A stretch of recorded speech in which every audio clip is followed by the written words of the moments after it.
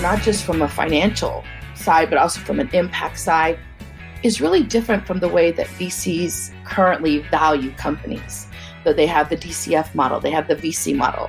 Everybody has a model, but they really take away some of the creativity of the founders of color and what they've had to do to get to this place, to be able to ask you for capital. And so that's why I founded the People's Group, because I wanted to be able to create all the products that I wish I had had as a founder. From the PodConX studios, high in the Rockies at the beautiful Beaver Creek Resort, it's the Raising Cannabis Capital Show. Today on the MJ Bulls podcast, we are continuing this year's Cannabis Investor Series with Christine De La Rosa from the People's Ecosystem. Christine, welcome to the show. Thanks so much, Dan. I appreciate you having me on. Well, I've been wanting to have you on since I heard you mention the People's Group Fund during your Women's Leading in Cannabis interview. And just raising capital is extremely difficult for all businesses, but statistically, it's nearly impossible for women and minority-run businesses. And this is where I kind of wanted to start today. Christine, why is it so difficult for women and minority-owned businesses to raise capital? I mean, I think it's a lot of things. I think it's a layered. You can't just say, oh, we live in a patriarchal society, a white supremacist society, a white male society. Like, it's a lot of different things. Sure. And a lot of things that I always think about is, yes, it's those three big things, but also people are used to investing in people they know. They're used to investing in people that look like them, and they're used to investing with people who've kind of grown up with them. And one of the things that we know around women, and especially around BIPOC folks, is that we are not going to like Harvard, Yale, Princeton. I mean, some of us are, but not a lot of us are. And a lot of the very close relationships, not just friendships, but financial relationships, happen when you're in college. Yeah. Like, I went to college, and so you kind of know people, and people who know people who know people. And founders of color and women founders don't normally have access to that group of people. So I say it's a lot of different things, but there's systemic racism and all that other stuff, but it's also just connection. How do you connect? If you've never seen me, you don't know who I am. I didn't go to a college or to another college that one of your friends can vouch for me for. How do you know what kind of founder I am? Yeah. I think that's one of the major things. And one of the things that I really try to demystify for investors is that learn to step outside of your comfort zone to be investing in different kinds of people, because sometimes your ROI is going to be triple, quadruple of the regular people you normally invest in. You make so many good points. And on the surface, it doesn't make any sense, because to me, a good business is a good business. But I know investors are like super data driven. What type of stats, the advantages to investing in minority and women-owned businesses? Well, there's a couple of really, I think, great statistics. One of them being that the way that BIPOC minority founders or women, the way they handle budget is very, very different than their counterparts, right? That's an easy thing. That's documented, how they handle budget. You're not normally going to see a founder of color, and even a female founder. Not normally. I'm not going to say nobody, but normally we're not going to go buy a $4 million house in the hills with our paycheck. We're going to give our money to our employees. We're going to use that money wisely, because we know we have to leverage it in a different way. And we know that we don't have endless checks. I always think about the woman for Theranos, right? Yeah. How she spent the money was very much the way that I've seen a lot of like tech companies spend the money that are no longer tech companies anymore. So she was like an exception. That's why I can't say no women and no founders of color, but I would say a good 90-95% just spend money differently. Yeah. And so investors should look at that. They shouldn't just look like, did you go to Harvard? Did you go to Princeton? They should be looking at, how do you spend your money? How do you budget your money?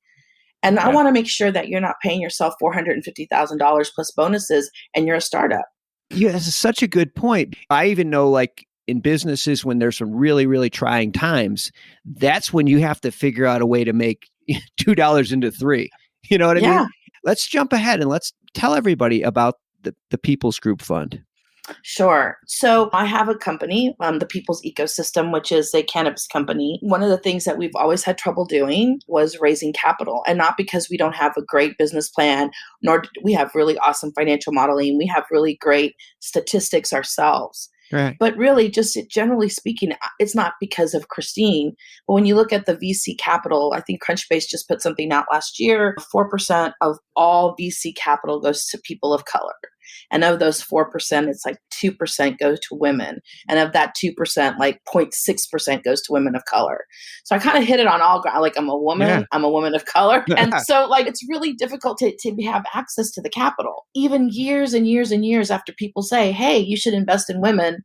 They manage budgets better. They have higher revenues. Like that doesn't really seem to matter. And so I was like, I need access to capital. I know other founders who need access to capital, other women founders, other BIPOC founders that need access to capital. What if I just became the access to capital? Because I am that person, right?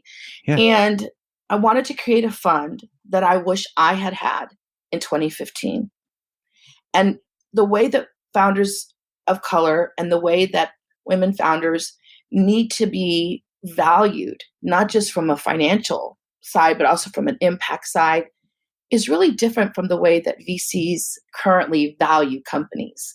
Though they have the DCF model, they have the VC model. Everybody has a model, but they really take away some of the creativity of the founders of color and what they've had to do to get to this place, to be able to ask you for capital.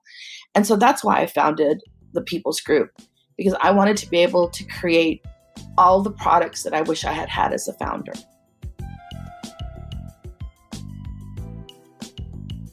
If a company is interested in getting an investment from you, what sectors are you interested in, and how do they get on your radar?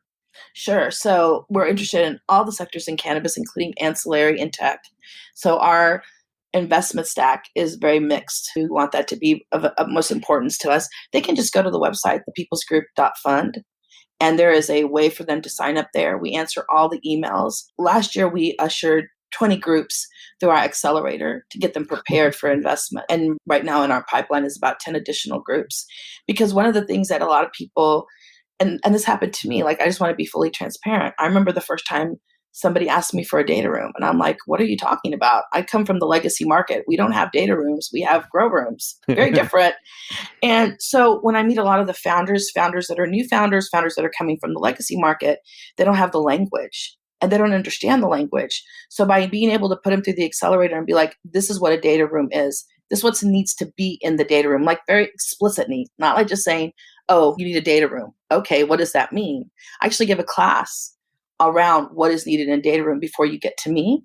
And I'm not expecting you to be fully prepared, right? But my team will work with you to get your data room. We have an internal due diligence team that works with the founder before it ever goes to the transactional lawyers, for them to look at it. So they have everything that they need already.